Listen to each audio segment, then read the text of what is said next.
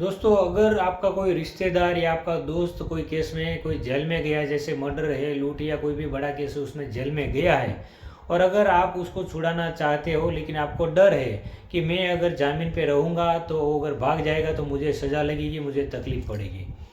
तो दोस्तों, मैंने बहुत सारे ऐसे केस देखे हैं कि उसमें जामीन पे जो रहे उसको कुछ तकलीफ़ होती नहीं है। दोस्तों, कानून मैं आपको बताता हूँ, कानून का प्रावधान बताता हूँ कि मान लो कि कोई आरोपी मर्डर केस के अंदर जेल में गया है, तो उसका पिताजी या उसका दोस्त कोई भी उसको ज़मानत पे छुड़ाने के लिए तैयार है। उसका ज़मानत हो गया है, कोर्ट ने मंजूर कर दिया है, लेकिन कोर्ट ने ये शर्त पे मंजूर किया है कि इसकी 20,000 की सोलवेंसी भरने की तभी उसको छुड़ा जाए।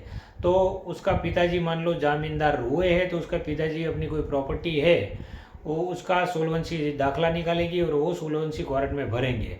उसके बाद उसका लड़का छूट जाता है 302 में, मतलब जामीन पे छूटने के बाद अगर वो फरार हो जाता है, फरार होने के बाद अगर कोर्ट उसके पीछे वारंट निकलती फिर भी वो हाजिर नहीं होता है, तो फिर उसका जामीनदार यानी कि उसके पिताजी के ऊपर समझ जाता है कि आप कोर्ट में हाजिर हो ये तारीख पे।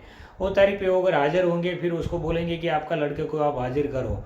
अगर उसके कहने पे नहीं है, उसको मालूम नहीं है, तो फिर उसका केस चलेगा और उसको फिर से तारीख देंगे और वो केस के अंदर उसको ऐसा हुक्म कोर्ट करेगी कि 20,000 की आपने सोलवेंसी भरी है, तो या तो आप 20,000 कैश भरो या तो फिर आपको 3 महीने या 6 महीने की सज़ा लगेगी। तो दोस्तों, उसको अगर 20,000 वो भर देते हैं तो उसको जेल में नहीं जाना पड़ेगा। तो ऐसे कोई भी जैसे 1,000 रुपये का जमानत है या फिर 20,000 का है या 20 लाख का है या 1 लाख का है, जितनी रकम का उसने जामीन भरा है उतनी रकम अगर वो कैश भर देते हैं तो वो जामीनदार को जेल में नहीं जाना पड़ेगा मित्रों। तो और दूसरी एक और बात है कि अगर कोई आरोपी वांटेड हो जाता है तो उसकी जो जामीनदार है उसको पुलिस वाले 1 दिन 2 दिन या 3 दिन तक उसको पुलिस लॉकअप में रखते हैं, उसको उठा लेते हैं घर से और उसको लॉकअप में रखते हैं। तो दोस्तों, ऐसा कोई भी पुलिस करती है तो आप उसके पीछे केस भी कर सकते हो, क्योंकि कानून में ऐसा कोई प्रावधान नहीं है कि जामीनदार को पुलिस लॉकअप में रखा जाए। तो दोस्तों, मेरी ये जानकारी कैसी लगी ज़रूर आप बताइए कमेंट बॉक्स में, और मेरी चैनल को सब्सक्राइब कीजिए। बहुत सारी ऐसी जानकारी है मेरी चैनल में, और मेरी चैनल में जो भी जानकारी है परफेक्ट है, प्रैक्टिकल है मित्रों। और कुछ भी ऐसा है तो मुझे आप पूछ सकते हो।